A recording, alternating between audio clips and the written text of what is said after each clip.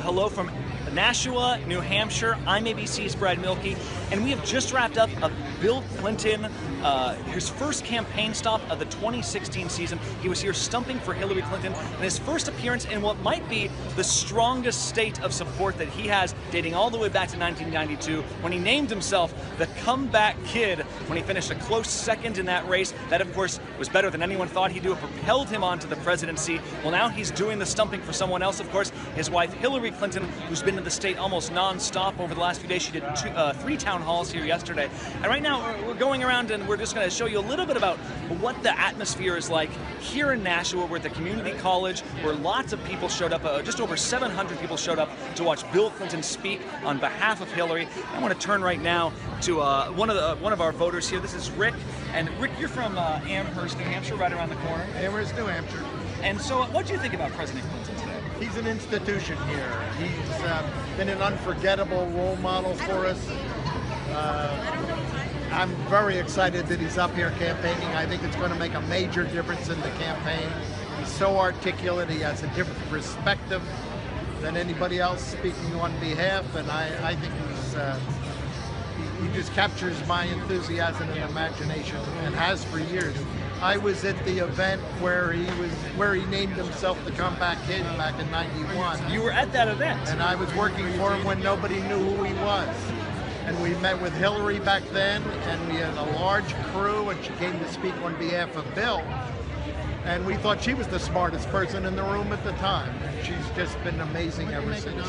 And of course, that was sort of one of the great pieces of political marketing in the world. He managed to lose an election, but still paint himself as the winner in some regards. Right, exactly. And sort of he's bringing that retail politics back to New Hampshire. And if anybody knows retail politics, it's Bill Clinton. Yeah, he was always a big fan of meeting people, and he just shook hands here for about 10 minutes, meeting the voters who were bringing copies of his book, wanting autographs, looking for handshakes, and some people even told me I'd vote for Bill Clinton if he was running today, let alone Hillary. What do you think about that? I was in the White House with Bill, and he shook my hand and my family's hand in 1995, so he won't remember me, but I'll never forget that. And speak a little bit about maybe that relationship between Bill and Hillary Clinton. Is he in some ways, do you think, more popular than she is still? The times have changed so dramatically. When we first went to see a Bill Clinton speech, Hillary sat on the stage in a folding chair and gazed adoringly up at her man, because that was the times. And of course, off stage, she was incredibly articulate, very experienced, knew exactly what was going on all levels, but she was not supposed to be a aggressive member of the team at the time. And one of the mistakes he made early on was when he said, if you elect me, you get 2 for 1, and the country did not like that at that time, when in fact it turned out to be a huge plus when they got some of the major issues of the day. Interesting. And I'll say one last storyline that we're following here today is Bill Clinton is speaking, he just wrapped up his speech, but 30 miles from where Donald Trump will actually be tonight, right across the Massachusetts border in Lowell. And there's been kind of a war of words between the Clintons and Donald Trump this week, but it's been a one-sided war. We've seen Donald Trump call Bill Clinton a sexist and an abuser of women. Meanwhile, Bill Clinton did not mention Donald Trump very much today. Hillary Clinton did not mention him at all yesterday. And I'm wondering, Rick, if looking back on the Clinton presidency, is that a fair judgment of Donald Trump to make?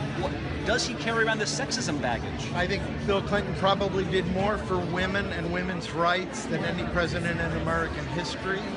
I know Barack's doing his best, but with a very aggressively negative Congress and it's hard to work with. I'm personally embarrassed this country isn't outraged at some of the things the opposing candidates on the Republican side are saying. I don't know why we put up with it. It seems like we ought to be discussing issues and world events, and to drop to the level in the street and gutter that Mr. Trump drops to is just, to me, just a sad story. All right, well, that's one view there. Thank you so much, Rick. And I want to turn right now. Let's see if we can grab another voter here. Hi, what's your name? Hi, I'm Claire Foley. I'm from Mount Vernon, New Hampshire. Great. And Claire, how old are you? I'm 17. 17 years old, Yep. So that makes you a first-time voter in this next election, perhaps? Is that right? Yep, absolutely. And somebody actually pointed you and said that's the president of the student council over there, right? So you're pretty actively involved in politics? Yes, I am. I've been involved in politics since as long as I can remember John Kerry's campaign.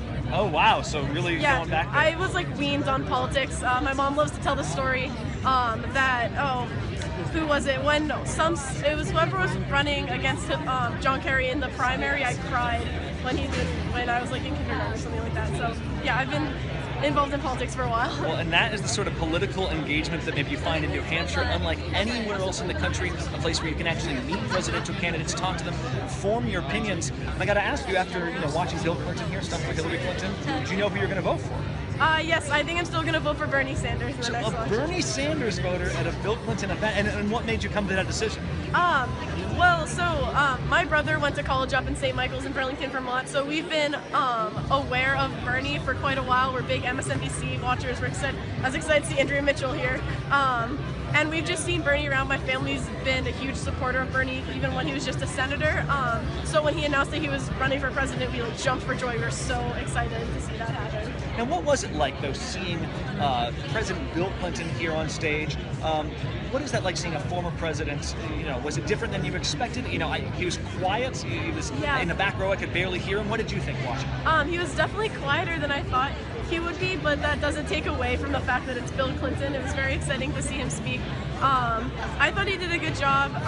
It still doesn't really change my opinion very much, and a lot of what he said I had heard already from doing research on Hillary and stuff like that, and doing projects on Hillary in school, or surrounding rhetoric and whatnot. So yeah, my opinion still hasn't swayed. I'm still a Bernie supporter. All right, well, last question then. You're 17 years old, you're in your student council. What are the issues that matter to you? What do you want to see from Bernie Sanders or whoever the Democratic nominee is? What do you want to see from your next president? I think that the largest issue that the presidential candidates need to face is global climate change, because as Bernie Sanders talks about, we cannot achieve world peace if we don't address global climate change, if we're having shifting borders, and if we're having people having to move to try to get land that they can live on and whatnot in the future.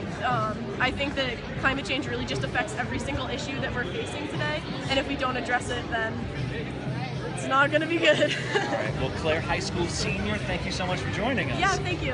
And so that's what we've been talking, that's the sort of people we've been talking to here in Nashua, New Hampshire. As you can see behind me, the event having just wrapped up, chairs scattered around the room as there was a free-for-all, a frenzy for voters and media members alike to get their hands on Bill Clinton, ask him some questions. The storyline today will, of course, continue to be, will Bill Clinton or Donald Trump continue this war of words they've had with Donald Trump accusing Bill Clinton of being a sexist, a woman abuser, using all sorts of phrases to describe Bill Clinton's time in the White House. As it was for right now, Bill Clinton making no reference to that at all, really painting a positive message about Hillary Clinton's campaign and sticking to several issues that we've heard throughout the last few weeks on the Hillary Clinton campaign trail. So we will have much more for you on abcnews.com. For now, I'm ABC's Brad Milkey.